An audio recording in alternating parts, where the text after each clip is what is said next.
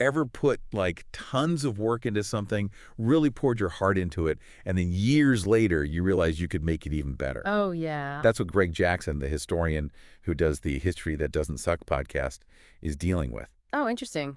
He's going back and re-recording some of his early episodes. He's calling them second editions. Second editions, okay. Kind of makes you think about how we create things and how we can, always try to improve. Well, and it's interesting. What he's doing is he's not getting rid of the old stuff entirely.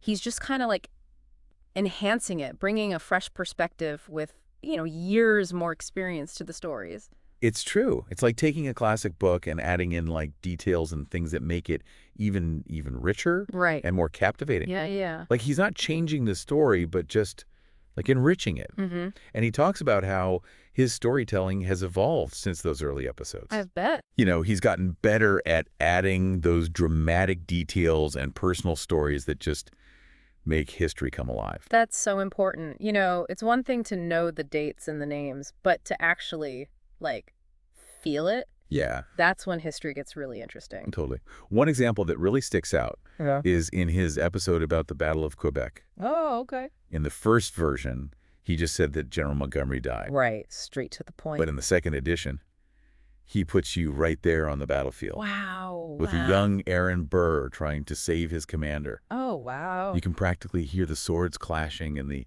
wind, the icy wind. That's incredible. It's like you're transported back in time. Right. Oh, yeah. And, speaking of being transported back in time, it's funny because he actually had to deal with some of the technical stuff from those early episodes. Oh, yeah, I bet. Back then, podcasting was so new.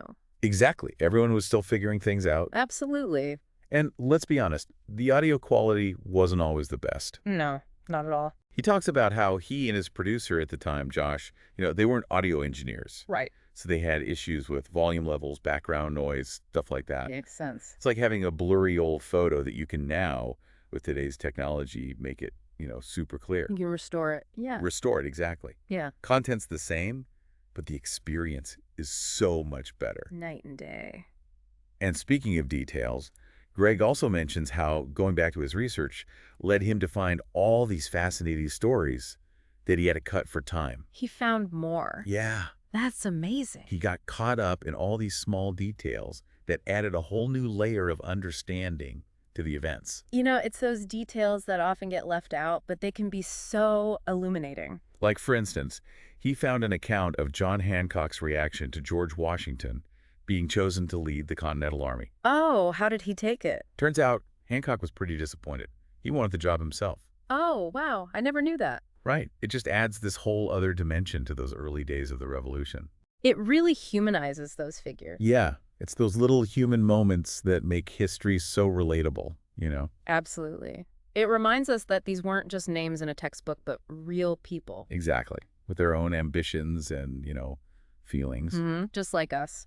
What I find really cool is that Greg is totally open to using listener feedback in his second editions. He is. It really shows how collaborative podcasting can be. He talks about getting great advice from listeners, especially about pronouncing those, tricky names and places. Oh, I bet. Those can be tough. It just shows how dedicated he is to getting things right and making history as accurate and interesting as he can. It's a testament to his integrity as a historian. He really wants to create something valuable for his listeners. He does. And it's amazing how he recognizes that history is never really perfect, Oh, There's always something new to learn, more to uncover. always. It's like peeling back the layers of an onion. The deeper you go, the more you find. And these second editions really reflect that, like that constant process of discovery Yeah. and, trying to make things better. He even compares it to a historian going back to a text years later and seeing things they missed the first time. That's a great analogy. It's about staying curious, questioning what we think we know, and realizing that knowledge is always changing. Exactly. And it's that constant learning and evolving that makes history so fascinating. And it's funny because going back to those sources, with a fresh perspective, Greg actually found some new insights. Really? Yeah, it's like when you read a favorite book again years later and you're like, oh, I didn't catch that before. Totally. He actually gives a really interesting example in the episode about the Continental Army. Mm-hmm. Remember how we were talking about John Hancock's reaction to George Washington getting picked? Yeah, yeah. Well, at first, Greg had only looked at letters and official documents, Right, the usual stuff. But when he went back, he found this passage in John Adams' diary, and it completely changed how we saw the whole thing. Oh, what did it say? Adams talks about seeing Hancock's face, like, fall when they put Washington's name forward. Oh, man. Such a small detail, but it adds so much drama, you know? It really does. It brings it to life. It really shows you the human side of these big moments in history. For sure. It's not just about, like, what happened, but about how people felt about it. Exactly. And it's those primary sources that give us those little glimpses. Like little time capsules. It's not just dates and battles, it's the emotions and the personalities behind everything. The behind-the-scenes stuff. Right. And it's not just about adding new stuff. Yeah, okay. Greg also realized he could tighten up some of the storytelling. Makes sense. Make it more impactful, Streamline it. Yeah, streamline it. Yeah, it's a balance, isn't it? It is. It really impressed me how he did that, like adding new things, but also keeping it engaging and concise.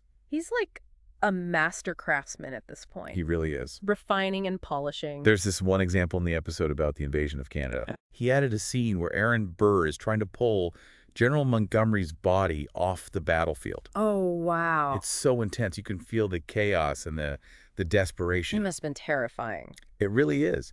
And what's cool is that it doesn't just add to the drama. It actually helps you understand Benedict Arnold's betrayal later on. Oh, interesting. How so? Well, you see Arnold's bravery in that earlier battle, which makes his betrayal even more shocking. Ah, I see. It provides more context. Exactly. It's like Greg's giving us a lesson in how to tell historical stories. Not just listing facts, but weaving them into a compelling narrative. Yeah. And what I really like is that he's so humble about it all.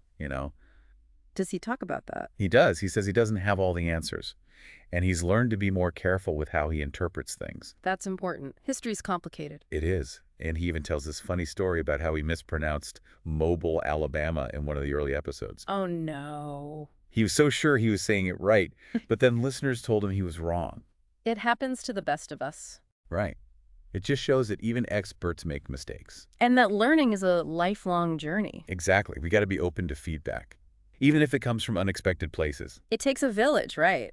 We learn and grow together. And speaking of learning and growing, Greg also talks about how he's learned to read historical sources in a new way. Oh, how so? He's more sensitive to those little details, the nuances and subtext that maybe he missed before. Experience gives you new lenses, doesn't it? It really does. Yeah. It reminds us that there's always something new to find, even in things we think we know well. And it's that constant searching and questioning that keeps history so exciting. Right. And it's not just about being, like, academically rigorous. Yeah. Greg's also passionate about making history accessible to everyone. I can definitely see that. He talks about getting emails from parents who are thrilled their kids love his stories. That's awesome. It is. And it shows that he's creating something that's both educational and entertaining. Bringing history to life. Exactly. He's proving that history doesn't have to be boring. It can be fun. Yeah. And insightful, and even funny sometimes. And most importantly, it can be relevant to our lives today. Right.